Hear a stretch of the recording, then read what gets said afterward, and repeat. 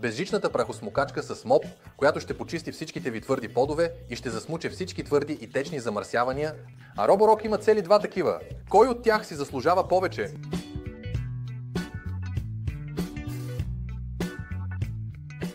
Здравейте, аз съм Доминик и в днешния инсайт от Robot World, където тестваме помощници за вашия дом, както вече споменах, ще разгледаме веднага два безжични прахосмукачки с моп, Roborock Flexi Pro и Roborock Flexi Lite.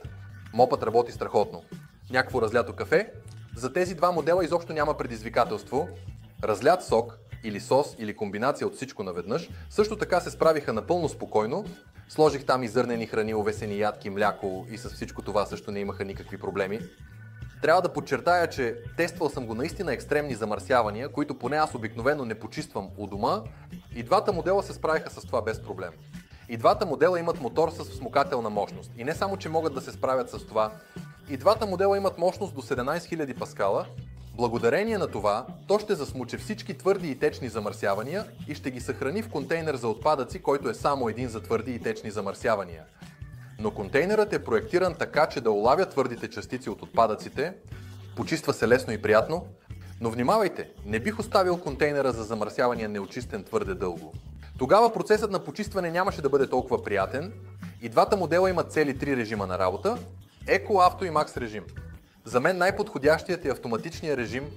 И двата модела имат бутон за самоочистване, за да може целият прахосмукачка да се почисти докато е в станцията. Четката, разбира се, може да се извади и ако искате, можете да я почистите и сами. Прекрасно влиза под мебелите с височина 15 и повече сантиметра. И двата модела са доста подобни, по нещо се отнася до визуалната страна, но разликите все пак съществуват. А например това, че версиите имат почистване до ъгъла, т.е. Edge Cleaning от двете страни, докато светлата версия има само от дясната страна, Flexi Pro има и предимството, че има малко по-големи контейнери.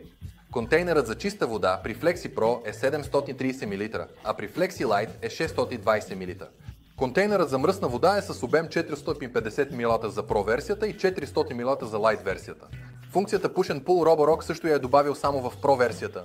Тази функция разпознава дали с прахосмукачката се движите напред или назад и ви помага в движението с адаптивните си колела, които имат задвижване. Най-много се усеща при движението назад, защото ротационният валец леко ще ви подтиква напред, а това ще действа като такава противоположна сила. В практиката обаче това е едно леко подобрение. Приятно е да се прахосмуче и мопира и с Flexi Lite. В мобилното приложение също поддържа само Pro версиите. Можете да настроите и някои допълнителни настройки там. Повечето от настройките обаче можете да настроите и на дисплея на самата прахосмукачка. В приложението обаче е по-прегледно. Също така само при Flexi Pro имате LED осветление на пътечката, която в момента прахосмучете. При Flexi Pro прахосмукачката може да работи до 50 минути, а при Flexi Lite 40 минути. Разбира се, това е заради батерията, която при Flexi Pro е 4000 мА, а при Flexi Lite 2500 мА. Словосъчетанието прахосмукачка с моп е малко подвеждащо, защото нито един от тези модели не е предназначен за килими.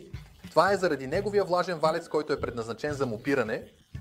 Използването на тези модели на килим може да повреди както килима, така и самата прахосмукачка. Внимавайте с това, за да не загубите гаранцията. Затова Flexi Lite и Flexi Pro ми изглеждат като страхотна алтернатива на подовите миялни машини, където имат много голям шанс да доминират. Независимо дали става въпрос за ценовите етикети или добавените функции, според мен би могло да се подобри това, че контейнерът за замърсявания може да бъде разделен на твърди и течни замърсявания.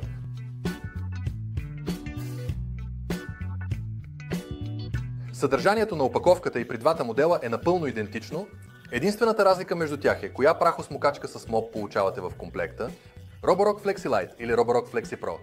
Освен това в опаковката получавате зарядна и в същото време почистваща станция, филтър, почистваща четка и разбира се инструкция за употреба.